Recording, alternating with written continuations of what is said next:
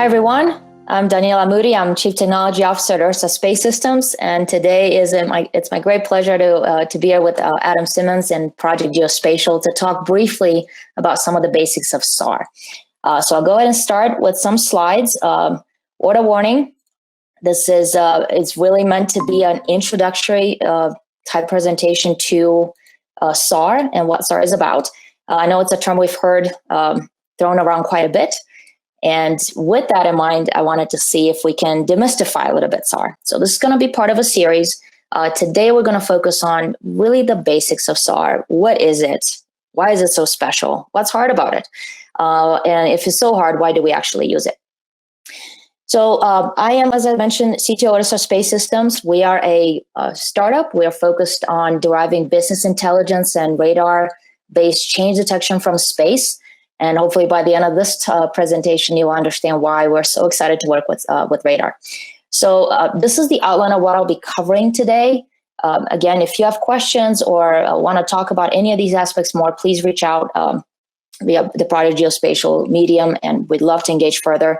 And I'm going to keep this as high level as I can and not get into too many technical weeds in this particular talk. We'll save that for the SAR 201. But first, let's start with what is radar. So I would say that this term was coined, as far as I could trace it, back to 1940. This was in the United States Navy. You can imagine it was back during the war. And this stood for radio detection and ranging.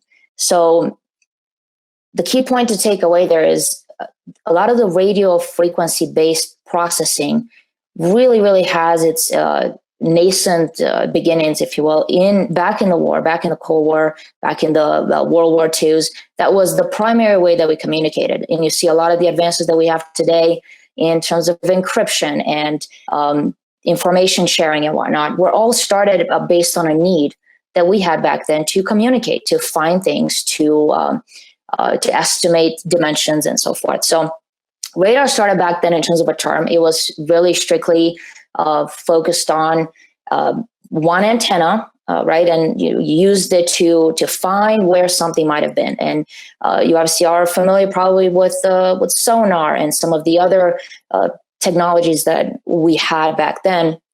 And how do we get from where are we today? And how do we go from radar in the 40s to synthetic aperture radar today? So really briefly, I wanted to say that SAR, or radar, I should say, is a particular focus or topic, I should say, across the across a particular portion of the electromagnetic spectrum. So what I'm showing here is a summary, if you will, of what you expect to encounter as you go through the electromagnetic spectrum. We as humans are very used to thinking in terms of colors and things we see. That is the visible spectrum. And what you can see here, everybody can see my mouse. This is very focused on one tiny portion in terms of wavelength and frequency across the entire electromagnetic spectrum. What this means is that electromagnetic energy is all around us all the time. We just don't see most of it. We see only the visible light or the visible part of the spectrum. So radar in particular is more in the radio waves microwave regime, depending again on wavelength and frequency. This is the non-ionizing radiation.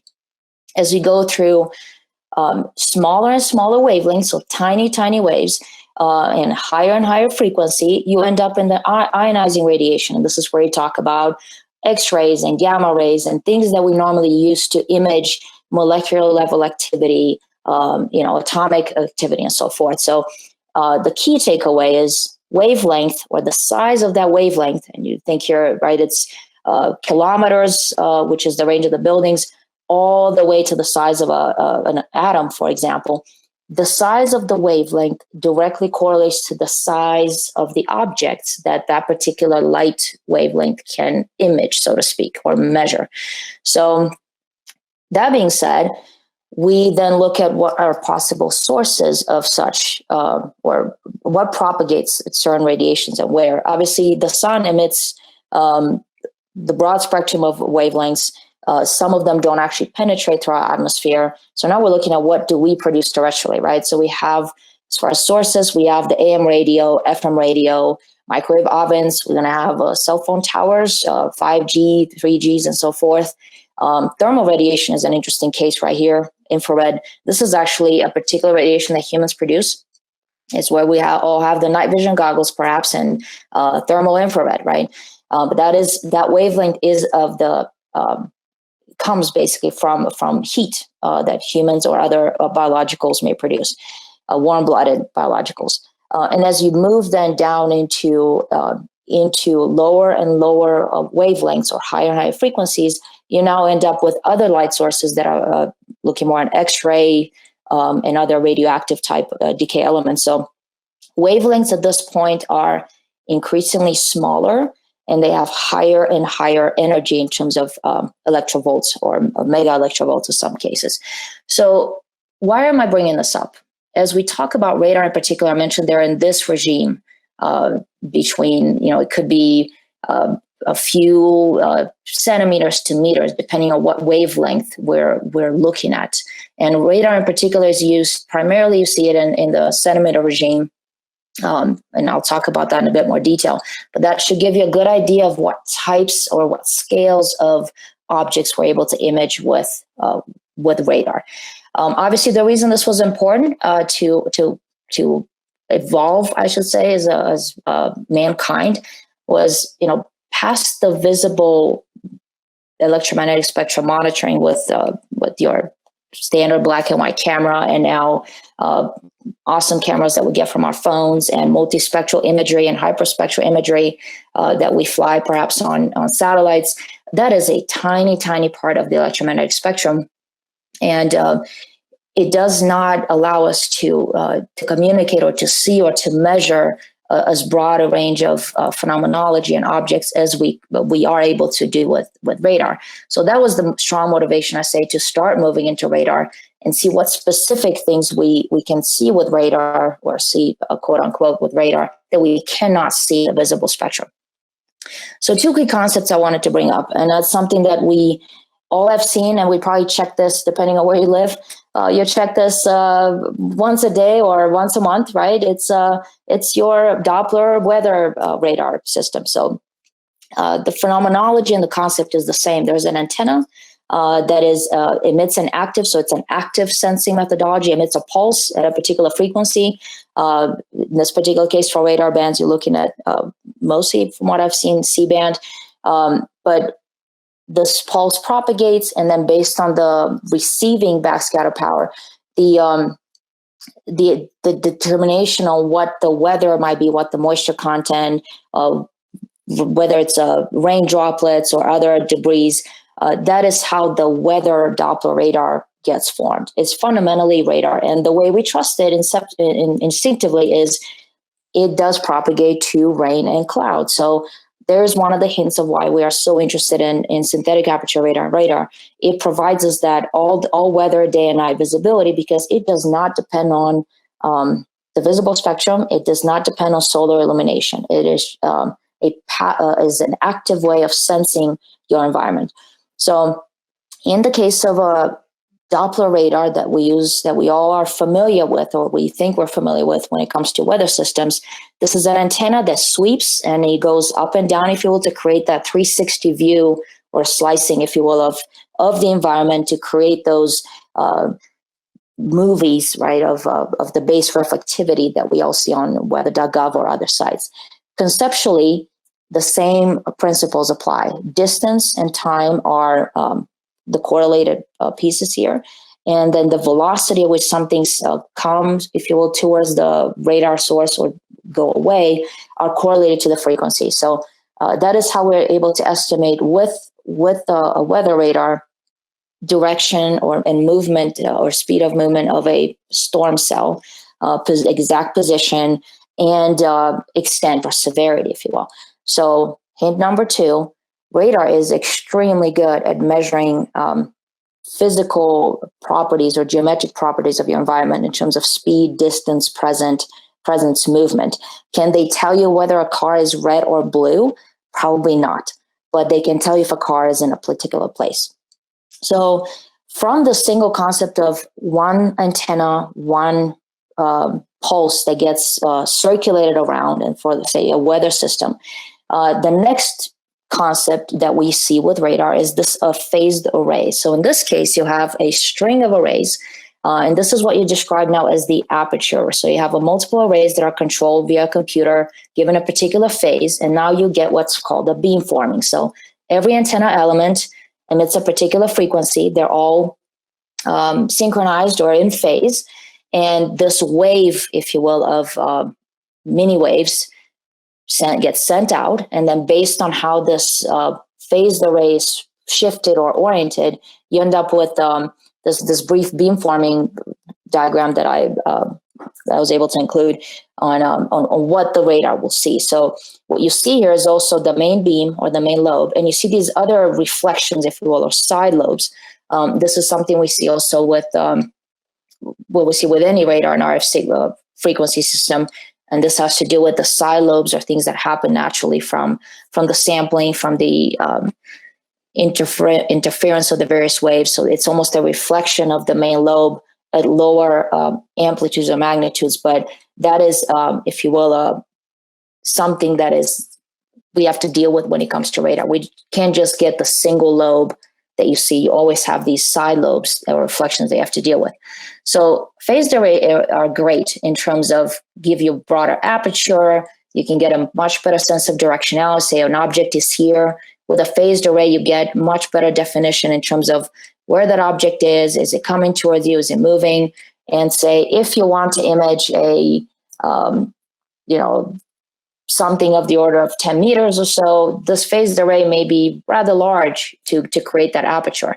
And now the question is, well, we want to fly this thing, and we would like to do this from space. So this is where the synthetic aperture part comes into play. So when you don't have that phased array or physical array to create this expanded beam or expanded aperture for a particular RF system, this is where you're now talking about can you synthesize such an aperture. So synthetic aperture radar, or SAR, the way it's now known, really means you have one antenna, and the synthetic aperture, that displacement, if you will, of many sensors comes by the sensor physically moving and emitting those pulses with a particular frequency to create or synthesize this aperture. So it's a way to create a phased array, but now it can be flown in space or flown on a airborne platform and so forth. So you are doing what you could be doing with a phased array on the ground, but now you can do that with one antenna.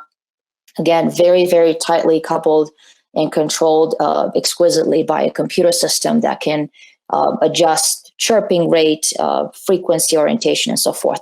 But that is what the synthetic aperture part of the radar comes from. You just create this aperture by using movement of your sensor instead of keeping it static.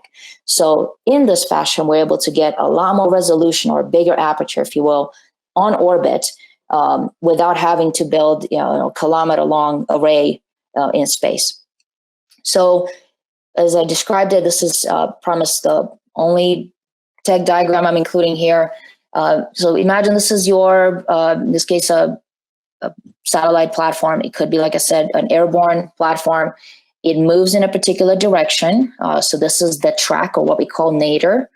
So let's say it moves into in this particular direction. The synthetic aperture is developed anytime this particular sensor emits one pulse, receives the beam back, goes a little bit further, and emits that chirped pulse again. So that creates now a Doppler shift in a particular way of sensing things on the ground. The things that are important here to know is SAR sensors do not look down. That is, they don't measure things what we call at nadir. When you put a camera into space for, say, multispectral imagery, or all those beautiful Google Earth images that we all, I'm sure, look at anytime we want to find something, those are typically acquired at nadir, or below the sensor. By design, SAR and radar sensors work by looking off to the side. So looking in, what they call downrange. So this is off to the side of the sensing platform. And now you have all sorts of really interesting combinations and let's just call them features and processing challenges when it comes to figuring out what is it that your radar pulse found in this, what happened to be on the ground, within that ground range and within that swath width. So synthetic aperture, again, is formed by physically moving the sensing platform with the radar antenna. And that is what SAR stands for, or synthetic aperture radar. But how does it actually work? And that's sort of a question that, I'd say the more you know, the more you realize you don't know. But as with other things, I find it fascinating to use the example of biologicals. So the best way to think about radar and how it physically works, because again, it is not an intuitive way of sensing your surroundings. It is not based on a visual type system or a visual cortex that forms an image. It is based on RF wave propagation, if you will. So think of echolocating mammals.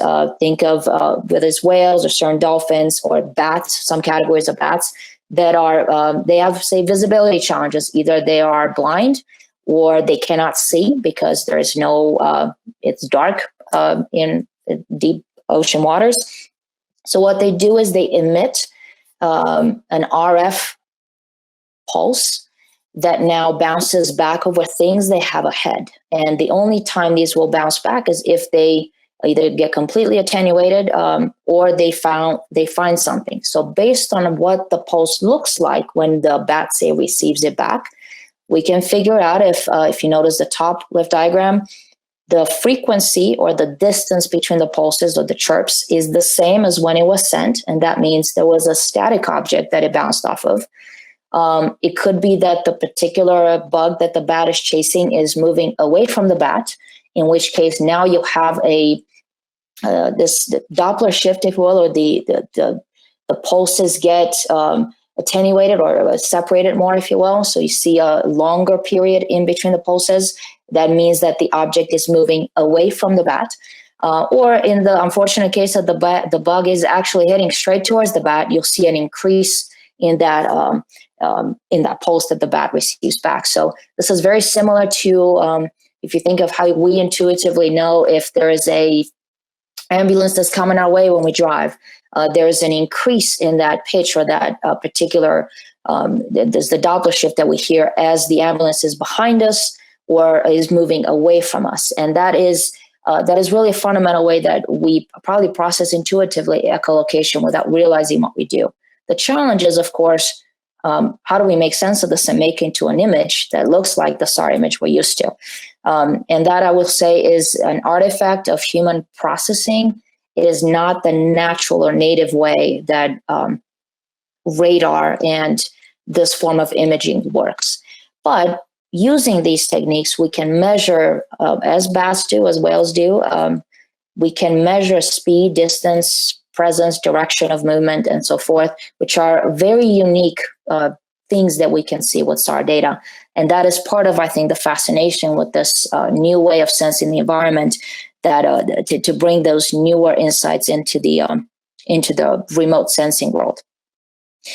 The last bit that I wanted to clarify is how precise are these measurements? And I will say, if you've taken a camera, let's say you have two cameras and you've taken a shot of the same, you think you have a RGB regular camera, or maybe there are two different phones, you take a picture of the same thing, those resulting pictures may look slightly different in terms of their coloration, their hue, their saturation. And that is because cameras, to begin with, have a different way of acquiring information. With RF propagation, and in particular SAR and this echolocation, all the information on the geometric structure and distance is very precise. And that is one of the strengths of SAR. And what makes it very, very repeatable for these high precision results. So let's talk a little bit more about how high or how precise are these measurements and how repeatable. And that is, I would say, one of the main reasons we at URSA are excited to do analytics with SAR.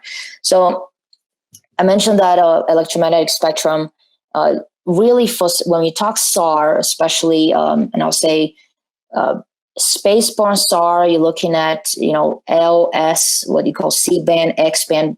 These are the primary ones that you see deployed on space orbits. And these are, low gigahertz values.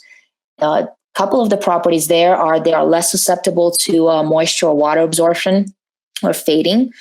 And the antenna size is larger. So it's not something that you might want to put on a plane, for example. The airborne type platforms are much more, they're typically more X-band up to KU, Ka band. So these are smaller antennas, but they are much more susceptible to, say, rain fading. So you see a lot of the, when there's maybe a disaster response or intense rain event somewhere, these kind of radar will not be what you deploy to, say, measure something. You definitely want to go back more towards C and S band that have less of a water absorption. So these are all trade-offs that you have to consider when you're looking at SAR-based sensors. But in general, you'll see that they have a broad range in gigahertz. And what I mentioned is gigahertz are inversely proportional, or frequency is inversely proportional with the wavelength. And the wavelength, which is that periodicity of the sinusoid of the propagated wave, gives you that correlative measure into what kind of scale of features can this particular radar instrument measure. So a way to look at it is, say, for the most known bands of SAR that are used for remote sensing bands, X through P band. So these are the equivalent frequencies, which may not mean much unless you're in more the RF or communications community, but look at the wavelength. So the wavelength, you can let low centimeters to 100 centimeters. So now imagine the kinds of objects that are of that size. So this is where the strongest hint is for, you talk about what can radar see through ground? Is it ground penetrating? Well, it really depends on this band. So how deep does it go and what objects does it measure or can it see is really, really proportional to the size or the dimension of this wavelength. So think of it almost like what do you want to measure of the environment of the world? You're not going to be able to see the same things with a P-band SAR than you would be with an X-band SAR. Antenna, so anything that you want to, say, have emit a wavelength of roughly 2 to 3 centimeters for X-band, your antenna size has to be, or antenna element has to be roughly the same size to give you that aperture. So you end up with very, very different antenna elements in terms of size and design to create these different bands. So I'd say there's been a significant amount of work, especially on X-band and C-band systems. Now we've seen a few more that are going, doing dual systems, combining on the same satellite, an X-band and an L-band perhaps. And the question would be, why would that be useful? Well, let me show you. So SAR, as I mentioned, started radar, I should say, early on in the 40s. It took until 1978 or so for the first satellite to be launched officially and start having this free data. It's been around for a long time, but we haven't yet adopted it as broadly as we've adopted, for example, the multispectral sensor, the Landsat missions, the MODIS missions.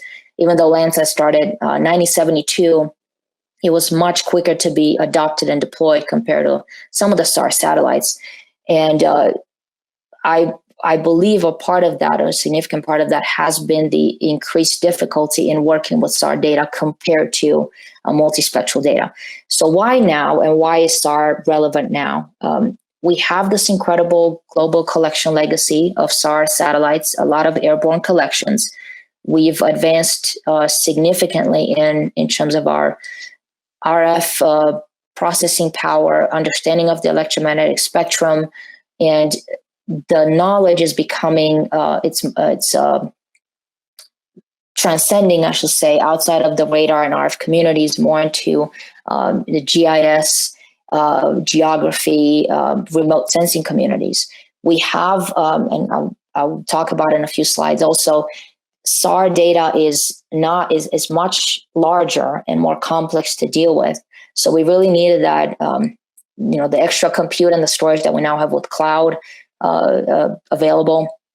And is really that, understanding now what is the analytic advantage with SAR data and what can we do with SAR data. And that is what I hope to start talking about today. So we talked about SAR and how we go about understanding what SAR is. How is it different from multispectral imagery or even 3D camera images? And I'm a big fan of learning from nature. I think it's something that we all learn and observe. And one thing I wanted to point out is multispectral imagery, in terms of visual systems, it's something that is uniquely adapted or tailored to answer a deep human need for processing everything with our visual cortex. I think we have a great understanding of how the visual cortex works, how we process information, colors mean certain things, but we are limited to 3 bands. We have RGB vision. Those are the wavelengths that we can perceive. The most advanced visual system out there is this really tiny mantis shrimp that has 16 photoreceptors. They also can sense an ultraviolet, which is really unique, and they also can sense polarized light. So if you wonder why that is probably interesting, think about a time when you might have worn polarized glasses. And, if you've done this, my kids certainly have done this many times. Play the whole game of looking at 90 degrees on and off to see what features they may see from digital clocks versus not. The key point there is with polarized light and polarized receivers, you sometimes may not see things even though they are there to a different way of looking at the information. And what we learned from that is, for multispectral, the way we process multispectral images is very, very straightforward. There's a CCD array, whether it's in space or on your phone.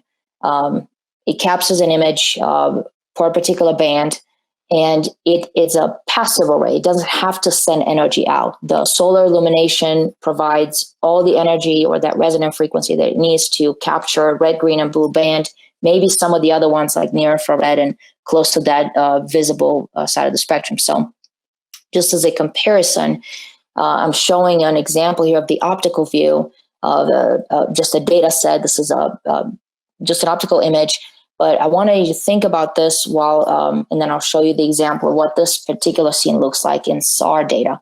So when you have a multispectral sensor in space, again, you take a picture, you have what's called digital numbers. They now get processed with a workflow that we understand fairly well in terms of radiometric correction, or what is that band sensitivity to ultimately surface reflectance.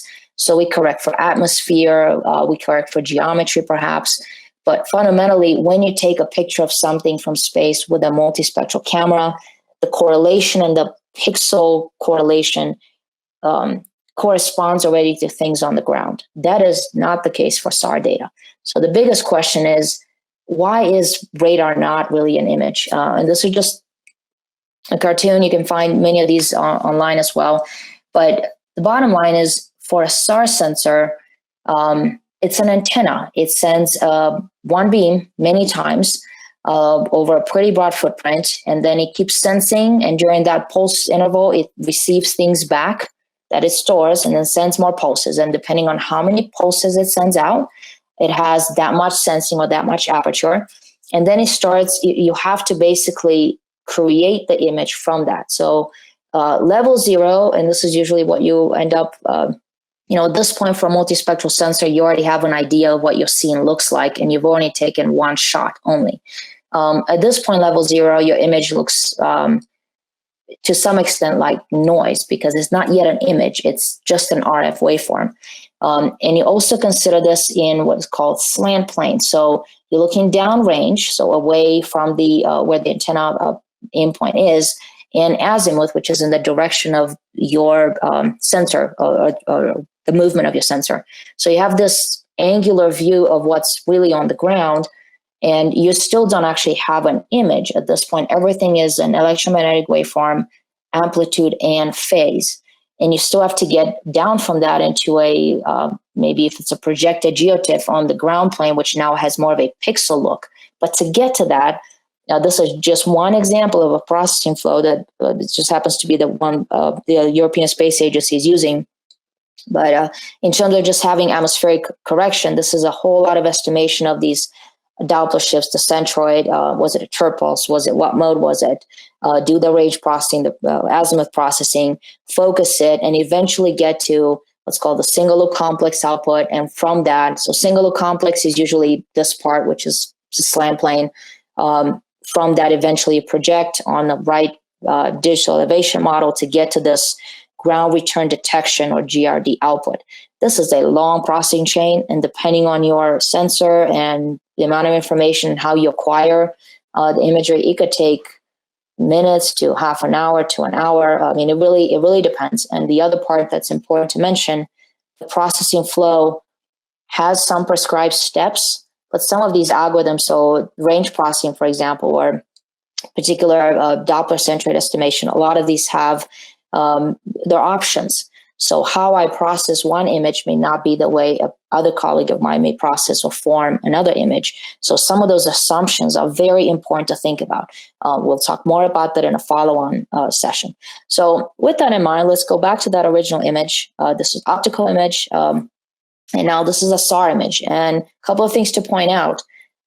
Even though this looks like an image and we can appreciate it, it is not as it's a formed image. And what you see here as really bright spots has no correlation to the fact that this was very green in the optical image. Why the reason this is has a high backscatter value, it's very bright, is because this was a tree canopy, meaning that there was a lot of surface roughness or a lot of incoherence, if you will. So everything's scattered, and you have a lot of volumetric scattering in this case. So you have lots of bright points.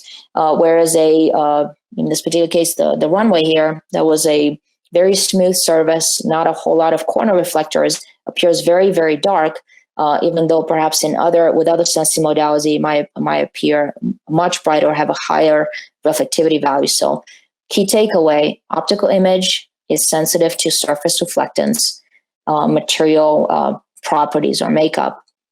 SAR is sensitive to geometric properties, surface roughness, and it's much more difficult to interpret in terms of, is this a healthy canopy versus not, whereas I can easily do that with an optical imagery. So just to keep that in mind, even though you may see a SAR image, that is the result of an arduous process of formation. And it has very interesting features at times, or formation artifacts that need to be accounted for, at least understood, lest you become tricked, I should say, with SAR data at times. So what is some of the taxonomy that we'll be talking about in other series? I mentioned earlier azimuth, range, and very important again, SAR, images off nadir. So you have the standoff distance, or how far to the side, or what's that grazing angle at which it sends out the chirp one at a time. And then remember, you sense in slant plane, so that's a diagonal plane perpendicular to the direction of the beam. And then from that, you still have to project to the ground range, if you so choose, to get to something that corresponds to the ground as an image.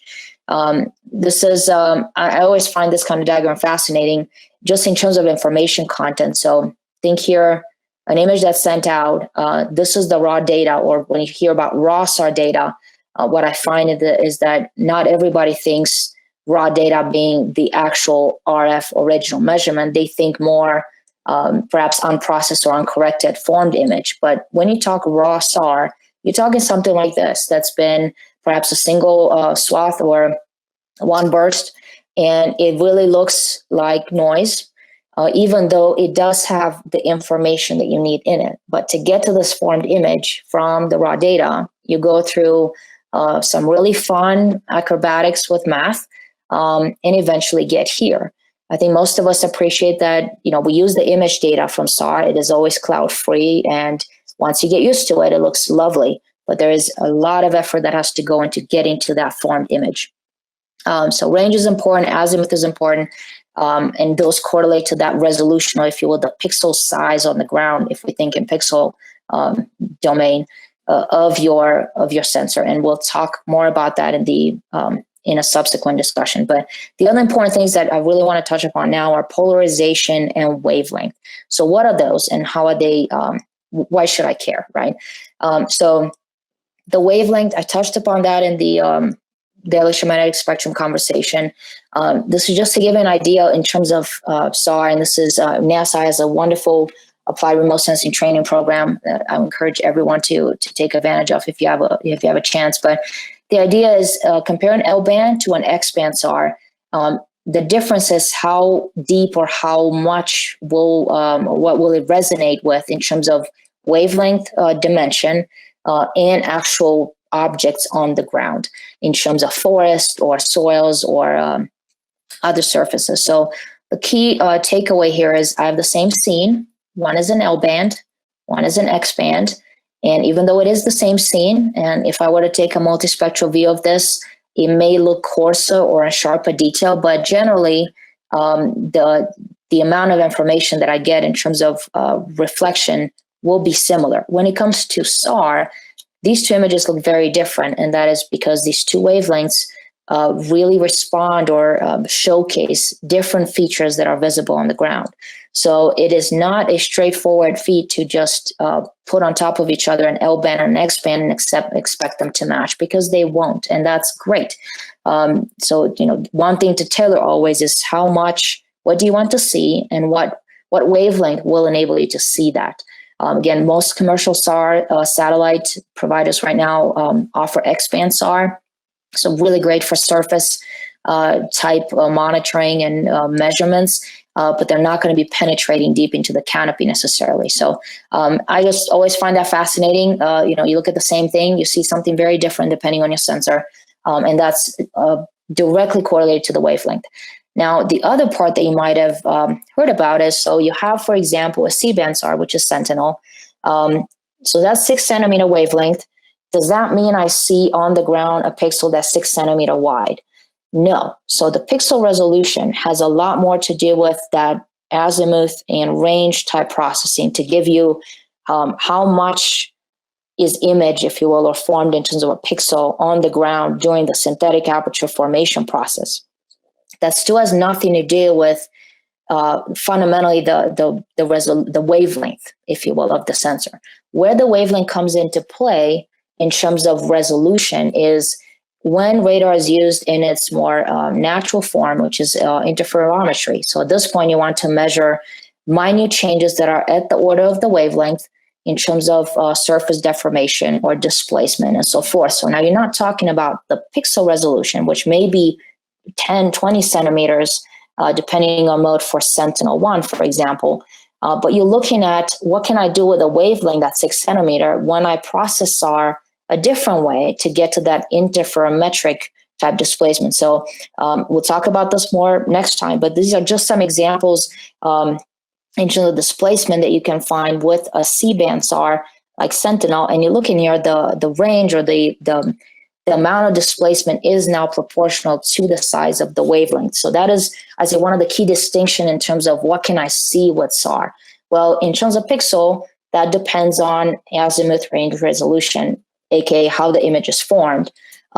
In terms of what detail or how much fine detail for displacement or other measurements I see, that is proportional to the wavelength of the sensor. So that can be of the order of centimeters if that's the radar you use. So that's going to be a very important distinction to keep in mind as we go into some of the other concepts with radar. So the other one that's a little mystic at this point is polarization.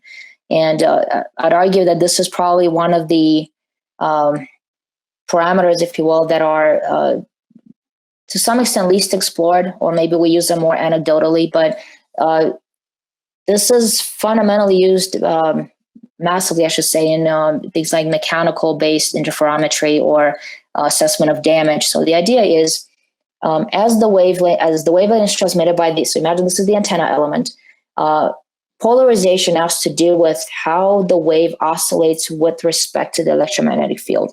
And I'll talk about this in more detail in the subsequent session, but what's important right now is you hear about these 4 configurations that radar or SAR satellites use.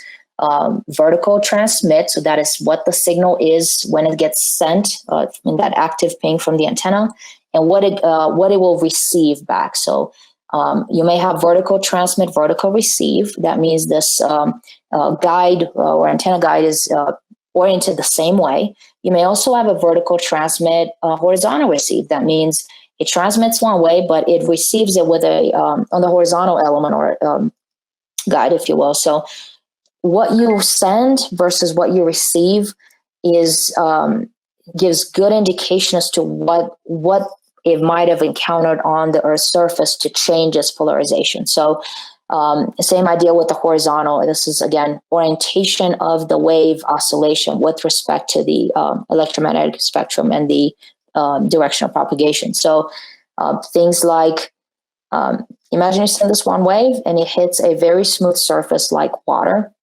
You expect a single bounce. And in that case, you might expect very, very limited polarization or backscatter received in an HA channel or VH channel. So it really is something that can be used in conjunction with other sources of information to figure out more about what you're actually measuring. Not every material and not every corner reflector will invert the polarization. It will scatter it a certain way, but only certain interactions with materials will invert or rotate, if you will, the polarization of the wave. So that's a way to use SAR and radar in general to get more information about what you've encountered on your way. But when you hear polarization or VVVH, this is what it talks about: what was transmitted versus what is received. And you have sensors that will do what's called a dual pole. So we'll have a dual polarization, or they may be sensing quad pole, and that is they can do all the VVVH, HH, HV combinations. It really depends, and that part is something that most radar sensors have as an option in terms of what mode they will be collecting in. So with that in mind, we still have more to go on the parameters and how we get to SAR, but I mentioned this image formation chain. So at this point, at the sensor and receiver, when you get this initial voltage from the antenna, this is still an RF one dimension type signal. The comparison here would be with multispectral imagery. This is already a digital number that is formed off a CCD array, and it looks like an image already. So you go through all of these chain, I should say, of forming the SAR image. And really the one we probably want to talk more about here is this one step, which is the image formation. But there's a whole lot of processing of this of the actual RF signal that has to occur to even get to an image that an analyst may interpret. So I mentioned SAR image is not an image. The reason it's not an image directly is really something that we form, I guess, for us to interpret easier. But if we don't appreciate the fact that this is actually a mathematical process to get the signals into a visual pleasing output, we miss some important things. So I mentioned, for example, if you took a picture, these are obviously two tanks. Take a picture of this with multispectral imagery. They will look like the same. They'll have the same color, regardless of the fact that their particular Tourette, or in this case, articulation, is slightly different. One thing you see here is the backscatter that you get from a SAR type sensor changes, even if it's the same object. These objects are static, for example, so I see things like the shadow of the object, and I see backscatter that, unless you know exactly what you might, or you're trained, may not really mean much to you. And then you have features like this when you have a moving object. So this can be a train or it can be a boat that moves. And what you see is this displacement of the moving object from the actual track. It obviously does not mean that the train is off the tracks. It just means, and remember again, I was talking about the echolocation, as the train moves, whether it moves away or towards the sensor, now you get a direct way to measure by how much does it appear to be offset from his actual track. That is that Doppler shift that can be directly measured to estimate, say, the speed of the train, because we know, again, the orbitology, and we know what the track physically is. The challenge, of course, is, well, what if I want to run some machine learning computer vision algorithm on this and it's trained to find train on tracks? Well, at this point, we have to retrain in a different way to find the train off the tracks, I guess. And the same sort of applies as you go through other recognizable shapes or monuments, like the Washington Monument. This is the San Luis Arch. If you're very familiar with it, what you actually see here is you see more the shadow of the object than the actual object. And what reflects versus not reflects is even more obvious in this picture. This is a sea bombers. And obviously the shape that's visible is the shadow of the actual object. The actual object appears only visible in terms of its corner or bright spots on the wings and the engines, but you don't actually image, or you don't see per se the full image object. You just see what reflects back to the radar. So in general, SAR image is it's always on, it's always available. You see through clouds, but you need to appreciate what you're seeing in that form image to really make sense of it. The formation artifacts are many. I'm just listing all of them here. We will go through actual examples and look through all of them a little bit in a following session. But if you heard things like range ambiguity, azimuth ambiguity, nadir ambiguity, how we interpret and process the image, all of those artifacts come into play depending on, say, how we interpreted or how we estimated the local Doppler frequency shift, or we didn't perhaps do proper silo suppression, and now we have these ghosting effects. I was looking at an image the other day, and you can find things like storage tanks that are not at the oil storage facility, but they've been now ghosted, if you will, in the ocean nearby because silo suppression wasn't fully in place. So lots of really fun effects here that makes SAR image processing a little bit challenging. Because it does have to take into account that processing chain, if you will, to say what do I need to look for, and how is this a real object, or is this just ghosted from somewhere else? You don't have those problems with multispectral imagery, and this is why my thesis is this is a new way that we have to train ourselves and our analysts to think about things. So what can you see with SAR that's so unique? And how do you know when you actually found something versus you got tricked? So I talked about how SAR works. What is synthetic about this one satellite? And that's, again, trajectory.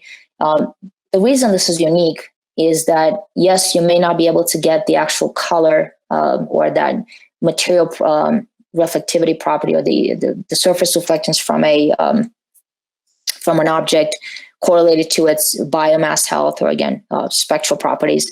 But what you can say is very adequately and very accurately measure whether something is present, whether it has moved, whether it is moving, and what direction is it moving in, how fast is it moving. And those are all things that you get by processing in different ways the SAR collected signal.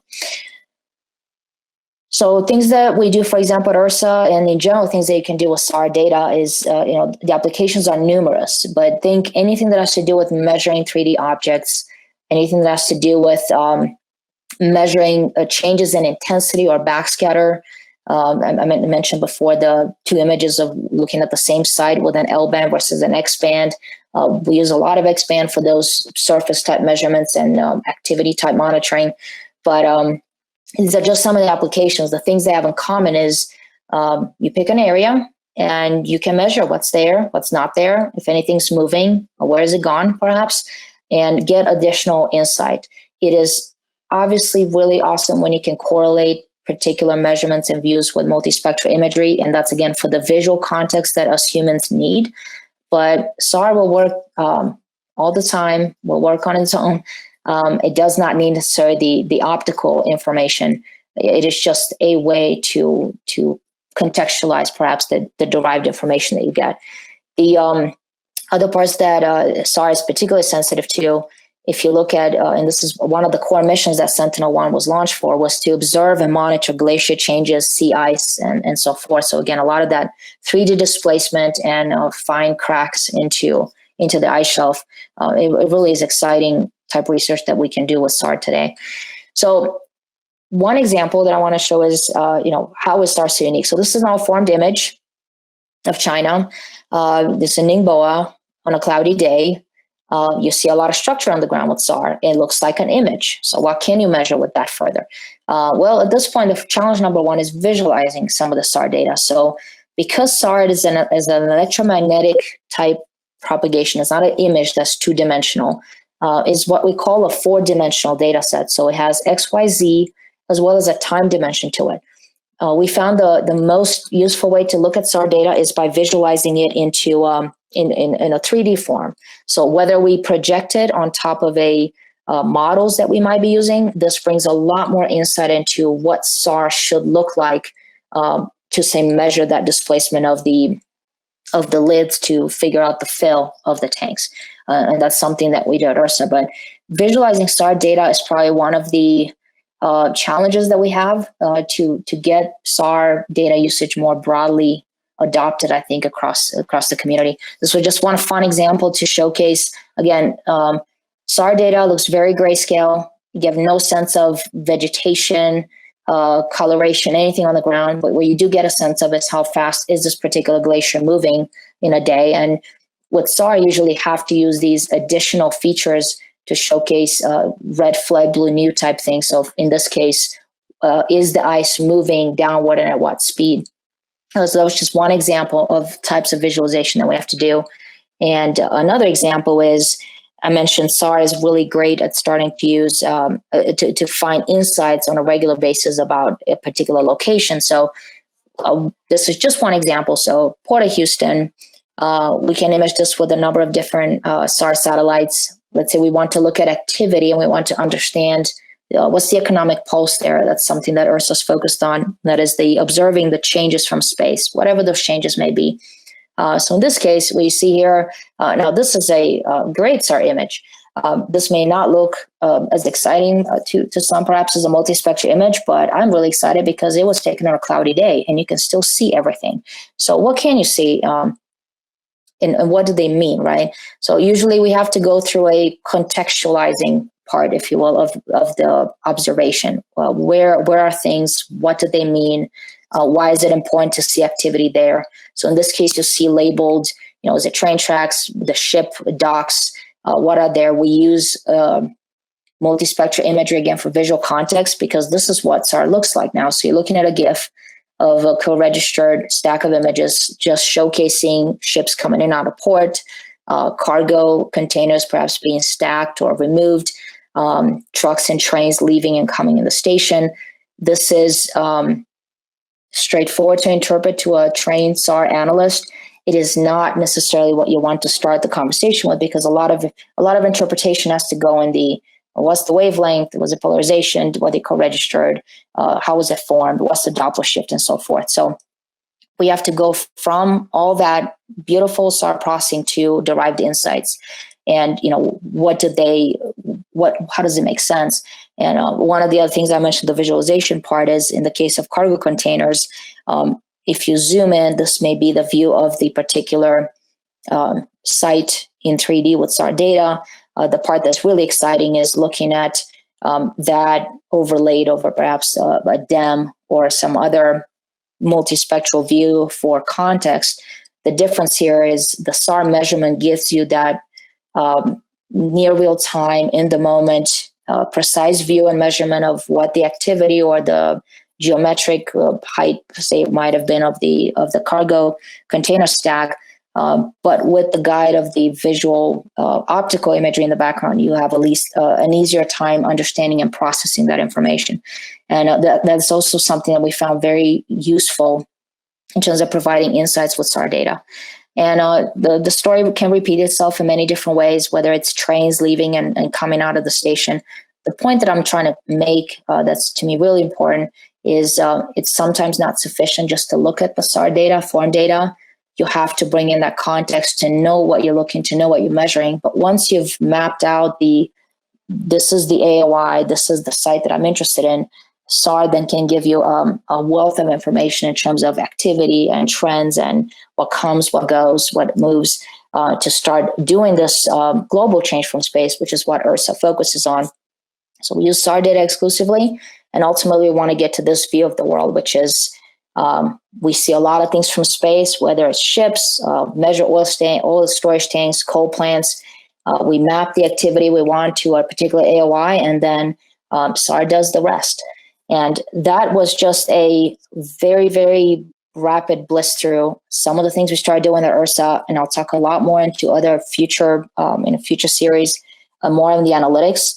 But I wanted to close with this that we are uniquely enabled to do this work with SAR with radar. And my one excitement in presenting this to everyone is that I hope more and more will start using radar.